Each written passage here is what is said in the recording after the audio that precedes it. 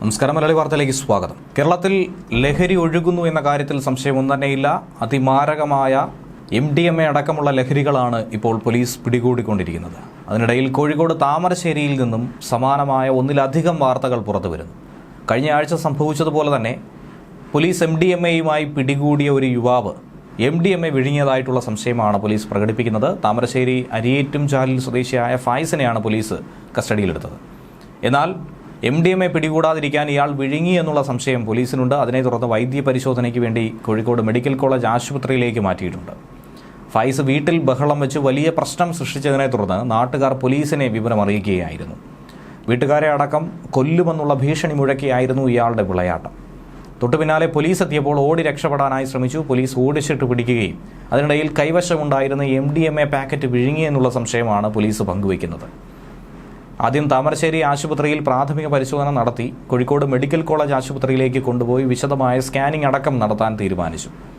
2 ആഴ്ച മുമ്പ് സമാനമായൊരു സംഭവം ഉണ്ടായിരുന്നു. താമരശ്ശേരിയിൽ നിന്ന് തന്നെ പിടികൂടിയ ഒരു യുവാവ് MDMA വിഴുങ്ങി അതിനെ തുടർന്ന് മരണപ്പെട്ടിരുന്നു.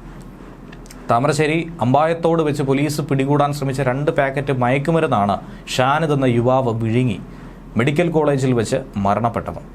അമിതമായി രാസലഹരി ഉള്ളിലെത്തിയതുകൊണ്ടാണ് 24 മണിക്കൂറിനുള്ളിൽ തന്നെ യുവാവ് മരിച്ചതെന്നാണ് ഡോക്ടർമാരുടെ വിലയിരുത്തൽ. അമിതമായി ലഹരിമരുന്ന് ശരീരത്തിലെത്തിയത് ആന്തരിക അവയവങ്ങളുടെ പ്രവർത്തനത്തെ സാരമായി തന്നെ ബാധിച്ചു. ഒരു പാക്കറ്റ് പൊട്ടിയ നിലയിലായിരുന്നു. പൊട്ടാത്ത മറ്റൊരു പാക്കറ്റിൽ 9 ഗ്രാം കഞ്ചാവും ഉണ്ടായിരുന്നു എന്നാണ് മനസ്സിലാക്കാൻ കഴിഞ്ഞത്. ലഹരിമരുന്ന് വിഴുങ്ങിയതിന് പിന്നാലെ തന്നെ പോലീസ് ഷാനിദിനെ താമരശ്ശേരി താലൂക്ക് ആശുപത്രിയിലേക്ക് എത്തിച്ചിരുന്നു. അതിനുശേഷം കോഴിക്കോട് മെഡിക്കൽ കോളേജ് ആശുപത്രിയിൽ എത്തിച്ചു.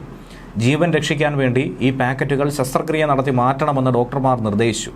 എന്നാൽ ഷാനിദാകട്ടെ ഇതിന് വിസമ്മതിക്കുകയായിരുന്നു.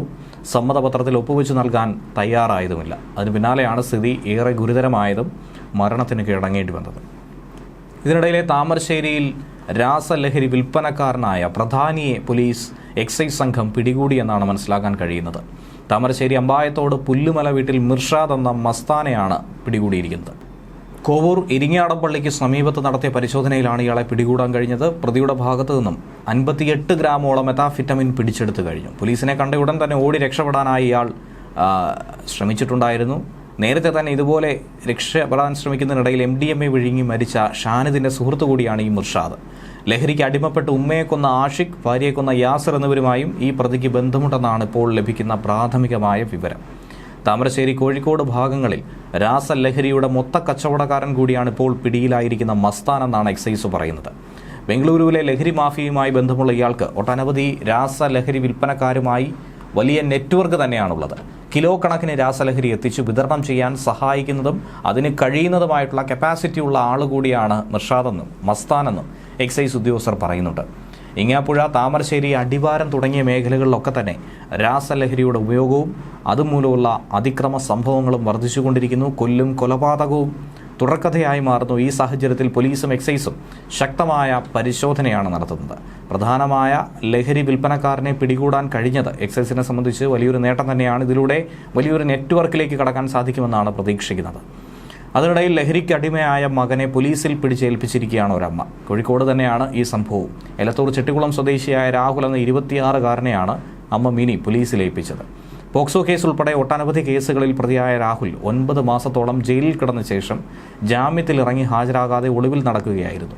ഇതിനിടയിലാണ് ഇയാൾ വീട്ടിലെത്തി ബഹളമുണ്ടാക്കിയത്. തുടർന്ന് ഇന്ന് രാവിലെ മിനി പോലീസിനെ വിളിച്ചു. പോലീസ് എത്തിയപ്പോൾ രാഹുൽ കഴുത്തിൽ ബ്ലേഡ് വെച്ച് ആത്മഹത്യാ ഭീഷണി മുഴക്കി. തുടർന്ന് പോലീസ് അനുനയിപ്പിച്ച് ഇയാളെ കസ്റ്റഡിയിലെടുക്കുകയായിരുന്നു. സ്കൂൾ കാലത്തെ കൂട്ടുകെട്ടാണ് മകനെ ഇങ്ങനെ ലഹരിക്ക് അടിമയാക്കിയെന്നാണ് അമ്മ മിനി പറയുന്നത്. വീട്ടുകാരെ ഉൾപ്പെടെ ഉപദ്രവിക്കാൻ ആരംഭിച്ചു. സമ്പാദ്യം മുഴുവനും നശിപ്പിച്ചു. പണം നൽകണമെന്നാവശ്യപ്പെട്ട് പിന്നീട് വീട്ടിൽ നിരന്തരമായി പ്രശ്നങ്ങളുണ്ടാക്കി. വസ്ത്രങ്ങൾ കൂട്ടിയിട്ട് കത്തിച്ചു. നിവൃത്തിയില്ലാതെ വന്നതോടെ പോലീസിൽ പരാതി കൊടുത്തെന്നാണ് അമ്മ മിനി പറയുന്നത്. മുൻപും രാഹുലിനെതിരെ വീട്ടുകാർ പോലീസിൽ പരാതി കൊടുത്തിട്ടുണ്ടായിരുന്നു. രാഹുലിന്റെ ഭാര്യ വിവാഹമോചനം അടക്കം ആവശ്യപ്പെട്ട ഒരു സാഹചര്യമാണ് ഇപ്പോഴുള്ളത്. ലഹരിക്കടത്ത് സംഘവുമായി അഭേദ്യമായ ബന്ധമുണ്ട് ഈ രാഹുലിന്. 3 തവണ ഇയാൾ ഇതിനു മുൻപ് ആത്മഹത്യയ്ക്ക് ശ്രമിച്ചിട്ടുണ്ടെന്നും പോലീസ് പറയുന്നു.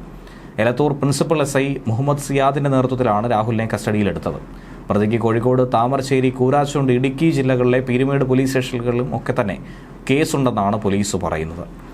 സംസ്ഥാനത്ത് ഇപ്പോൾ വലിയൊരു ലഹരി വിരുദ്ധ ഡ്രൈവ് നടന്നുകൊണ്ടിരിക്കുകയാണ്. Operation D hunt. ഇതിന്റെ ഭാഗമായി മാർച്ച് 20-ന് സംസ്ഥാന വ്യാപകമായി പോലീസ് നടത്തിയ പരിശോധനയിൽ സ്പെഷ്യൽ ഡ്രൈവിൽ 38.75 ഗ്രാം MDMAയും 24.5 കിലോഗ്രാം കഞ്ചാവുമാണ് പിടികൂടിയിരിക്കുന്നത്. വിവിധ തരത്തിലുള്ള നിരോധിത ലഹരിമരുന്ന് കൈവശം വെച്ചതിന് 236 കേസുകളാണ് രജിസ്റ്റർ ചെയ്തത്. 251 പേർ ഈ കേസുമായി ബന്ധപ്പെട്ട് അറസ്റ്റിലായിട്ടുമുണ്ട്. പൊതുജനങ്ങളിൽ നിന്നും ലഹരിമരുന്ന് സംബന്ധിച്ച വിവരങ്ങൾ സ്വീകരിച്ച് നടപടികൾ കൈക്കൊള്ളാൻ വേണ്ടി 24 മണിക്കൂറും പ്രവർത്തിക്കുന്ന ആന്റി നർക്കോട്ടിക്സ് കൺട്രോൾ റൂം നിലവിലുണ്ട്. അതിൻ്റെ നമ്പറിലേക്ക് വിളിച്ചു കഴിഞ്ഞാൽ ബന്ധപ്പെട്ടാൽ കൃത്യമായ വിവരങ്ങൾ അറിയിക്കാം. അവരുടെ വിവരങ്ങളടക്കം രഹസ്യമായി സൂക്ഷിക്കുന്നതായിരിക്കും. ആരും തന്നെ ഭയപ്പെടേണ്ടതില്ല. ഇതിനെതിരെ പോരാടാൻ നമുക്കേവർക്കും ഒന്നിച്ചു നിൽക്കാമെന്നുള്ളതാണ് എക്സൈസ് ഉദ്യോഗസ്ഥർ നൽകുന്ന സന്ദേശം. ന്യൂസ് ഡെസ്ക് മലയാളി വാർത്ത.